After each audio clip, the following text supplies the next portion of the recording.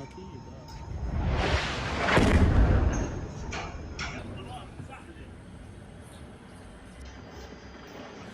هو الدور.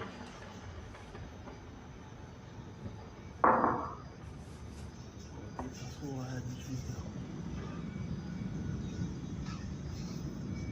Assalamualaikum warahmatullahi taala wabarakatuh. Magandang umaga sa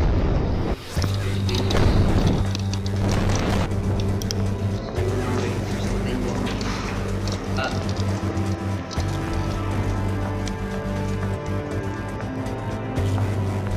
Saudi Arabia.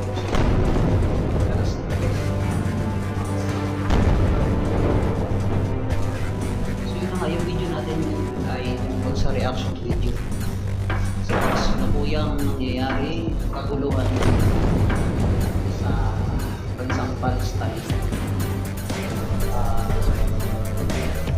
Reaction video tayo.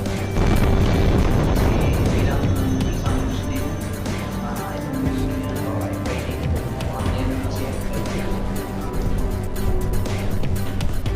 yung mga kailangan ito para pag-support sa akin. Tagal-tagal na rin kayo mabalik tayo.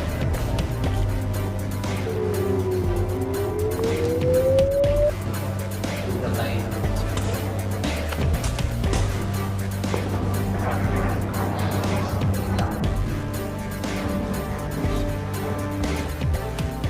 Hey, what's up? So, ito ulit tayo. So, bago ang lahat, titignan natin sa video reaction kung saan ito nanggaling ang mga Israeli, yung mga Jews. Yung mga Jews, ang kanilang reliyon po ay Jews. Atin lang pong ipapaliwanag sa inyo kung saan sila nanggaling na bansa bago sila nakarating sa bansang Palestine. Okay? So, simplihan na natin yung video natin. So,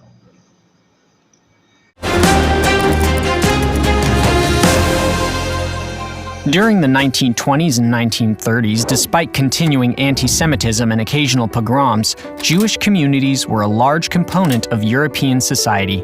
Cities, villages, and towns across Europe boasted significant Jewish populations. In Germany, Jews were leading academics, artists, and politicians, as well as teachers, doctors, farmers, and shopkeepers. During this time, a fringe political movement began gaining ground in Germany, promoting an extremely racist nationalism. They were called the National Socialist Workers' Party, or Nazis, and their leader was a man named Adolf Hitler. Anti-Semitism was foundational to their ideology. In his infamous book Mein Kampf, Hitler called the Jewish people a noxious bacillus that lives as a parasite in the body of other nations. "Once I really am in power," Hitler declared in 1922, "my first and foremost task will be the annihilation of the Jews." In spite of rising support, Hitler and the Nazis initially failed to gain much ground in German parliament. It was not until after the economic collapse of 1929 that the party began to gain real political power. Social turmoil and strife led to a polarized and unstable political climate, and very quickly the Nazi Party became the largest faction in the Reichstag. In January of 1933, Adolf Hitler was appointed Chancellor of Germany. 1 month later, the Nazis claimed that a fire at the Reichstag was started by communists planning an insurrection and used the fear of a communist takeover to abolish constitutional protections. Shortly thereafter, Hitler was given the right to govern without the consent of Parliament, effectively establishing a Nazi dictatorship in Germany. On September 15, 1935, the Nazis passed a series of notoriously racist laws called the Nuremberg Laws, which stripped Jews of their German citizenship, removed all of their political rights, and legally institutionalized their persecution.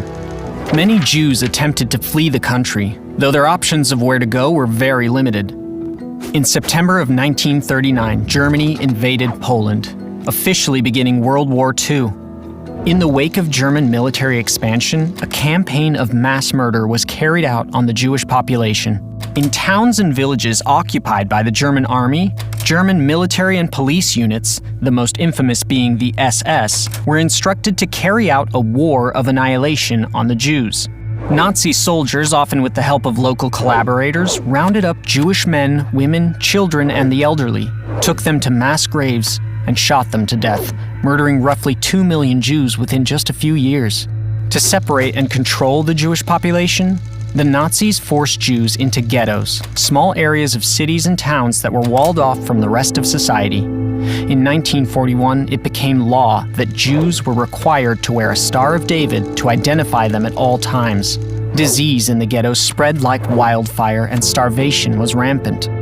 In January of 1942, Nazi leadership and representatives from various government ministries met at what came to be known as the Wannsee Conference to coordinate their efforts toward the efficient annihilation of the Jewish people, known as the Final Solution. Deportations to the death camps became the Nazi regime's primary tactic of mass murder. Jews were sent in cattle cars to places like Belzec, Sobibor, and Treblinka, forced into chambers they were told were showers, and gassed to death. Some camps, such as the infamous Auschwitz-Birkenau complex, doubled as labor and death camps, where Jews were forced to work and were then sent to the gas chambers to be murdered. This assembly line of mass murder continued for years, with thousands of Jews murdered every day. In the midst of this mass murder and destruction, despite impossible odds and relentless brutality, many Jews resisted. In the ghettos and camps, prisoners carried out acts of sabotage, smuggled weapons, and organized uprisings. Some fled to the forests, where they formed partisan units, bands of guerrilla fighters that often included both Jewish and non-Jewish fighters united against Nazism. These partisan units blew up trains, sabotaged Nazi operations, and fought head-to-head against German soldiers. Uprisings were waged in numerous ghettos, including in Krakow, Vilna, Bialystok, and Minsk. Spiritual resistance was also present throughout the ghettos and camps. Through observing holidays, studying Torah, upholding Jewish values, creating art, writing poetry, singing songs, spiritual resistors maintained dignity and upheld the strength of the human spirit even in the face of violent hatred, cruelty, and dehumanization. Throughout 1943 and 1944, the Nazis accelerated their genocidal plan. Ghettos were liquidated, and Jews from all corners of Nazi-occupied Europe were deported to death camps and murdered. Finally, in 1945, the Russian army reached and liberated Auschwitz. U.S. forces crossed the Rhine, and by April, Berlin was surrounded. Hitler committed suicide, and Germany unconditionally surrendered to the Allies. By the end of the tragic war, roughly 6 million Jews and 5 million others, including Roma, Poles, homosexuals, the disabled, communists, and political dissidents, had been murdered by Nazis. Villages, cities, and towns throughout Europe that were once home to flourishing Jewish communities were now empty of them. Survivors of the concentration and death camps who tried to return home often found their property seized by their non-Jewish neighbors. With no recourse for reclaiming their homes or possessions, they became refugees, many ending up in displaced persons camps before moving on to form what have since become flourishing Jewish communities in the Americas and the land of Israel. The Holocaust was a brutal campaign of persecution and mass murder carried out by the Nazis and their collaborators in an effort to systematically annihilate the entire European Jewish population. The scale of death and destruction is unfathomable. But Jewish communities have since worked tirelessly to care for survivors, name the lost, build and strengthen Jewish life around the world, and educate younger generations about the horrors of the Holocaust so that it never happens again.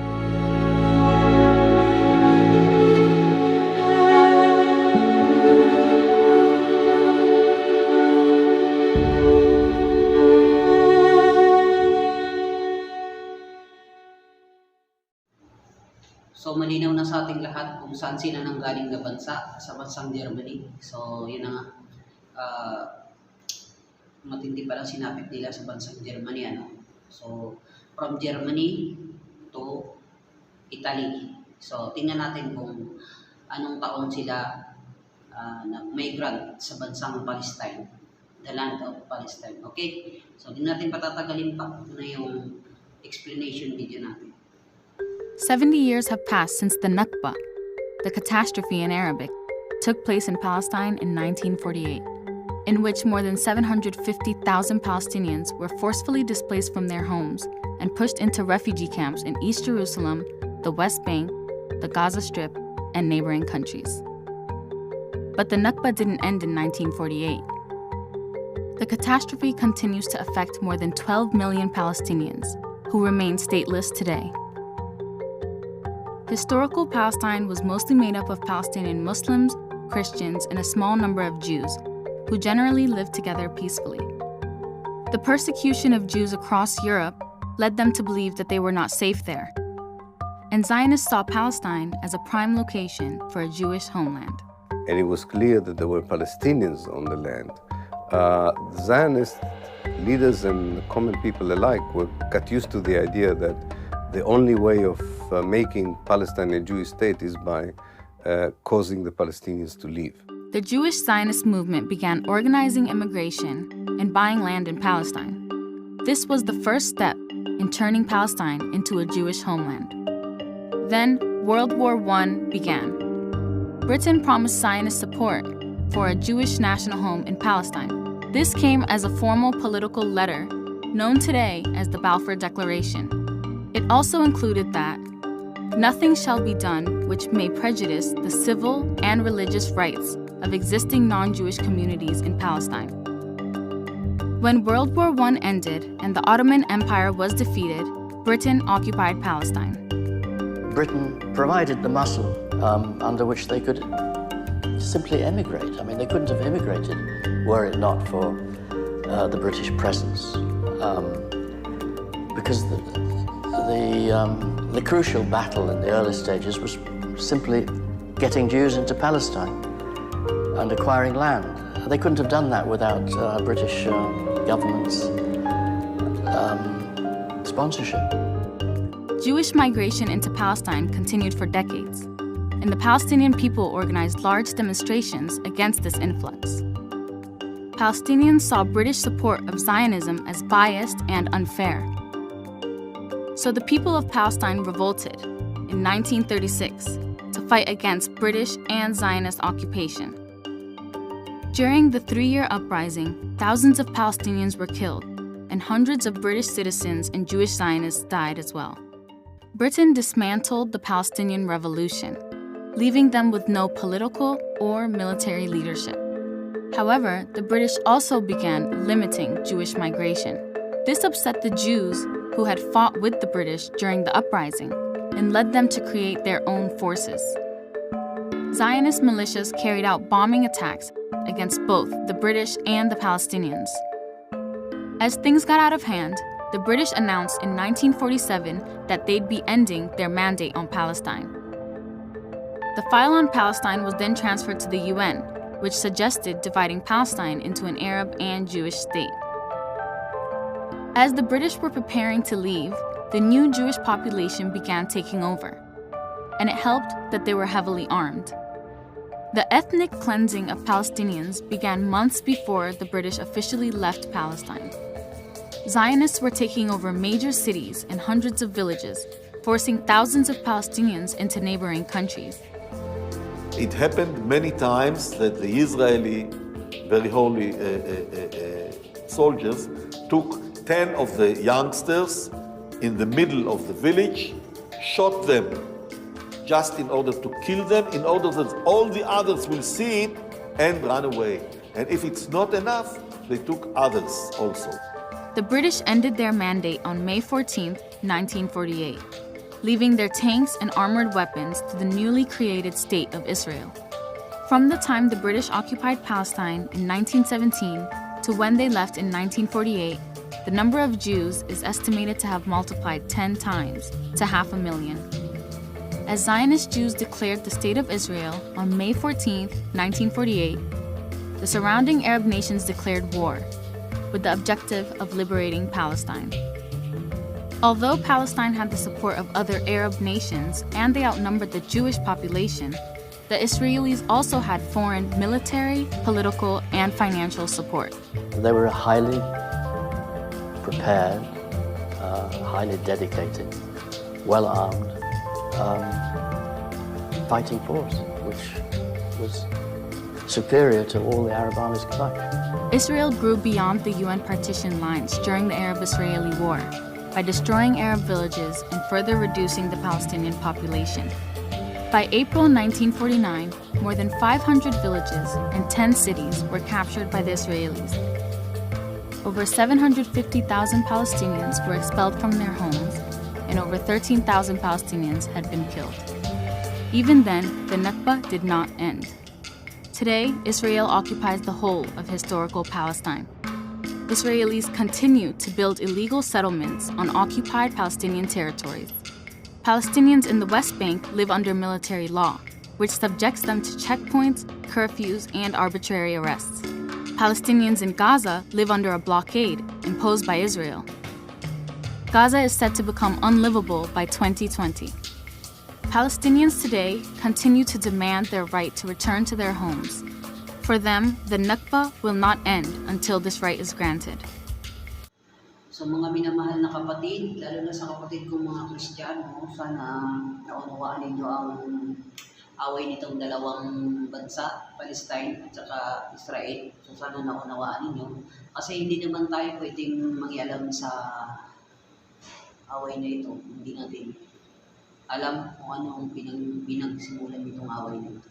So, di ba? Nakakadagdag lang tayo sa tension. So, kung gusto natin makialam sa kaguluhan ito, alamin natin yung nasa root, ugat ng away na ito. Okay? So, kunting kaalaman lang, ang Jews ay sila yung mga Hudyo. Okay? Ang kanilang banal na kasulatan ay Torah. So, ayon sa mga ibang Jews ay hindi naman nakasulat sa kanilang banal na kasulatan na nakakabuti ang digmaan. Kasi wala talagang katahimikan sa digmaan. Kawawa yung mga sibilyan, yung mga bata, yung mga papahama. Lalo nung nakaraang October na 2023, nagpalitan sila ng missile. Nag-aaway sila. Ang daming namatay sa kabilang panig, ang daming namatay. So di ba, kawawa yung mga bata, yung mga buntis, yung mga tatanda. So yun naman, ang video na ito ay para lang makatulong sa inyo, para maunawaan ninyo kung anong tulong ng kaguluhan ito. Okay? So yun lamang, maraming salamat. Assalamualaikum warahmatullahi ta'ala wabarakatuh.